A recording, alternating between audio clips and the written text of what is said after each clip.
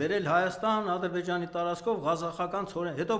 երբ որ պարզեց, որ այդ ղազախական ցորենը 3-րդ թե 4-րդ կարգի ցորեն է ու պիտանի է միայն որպես անասնակետ, գցեցին ուրեմն բանի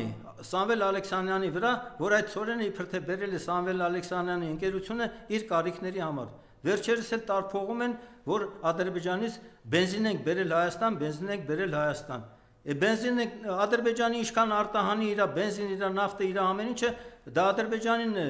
բանը օգտակար Ադրբեջանին։ Ներմուծողը միշտ էլ տուժող է։ Բացի դրանից, այդ բենզինը բերել է Խաչատուր Սուքյասյանը եւ դրել է վաճառքի իր բենզալցակայաններում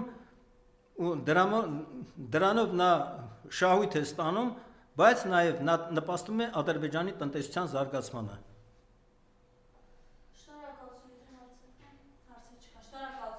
Շնորհակալ եմ հրավերքի համար։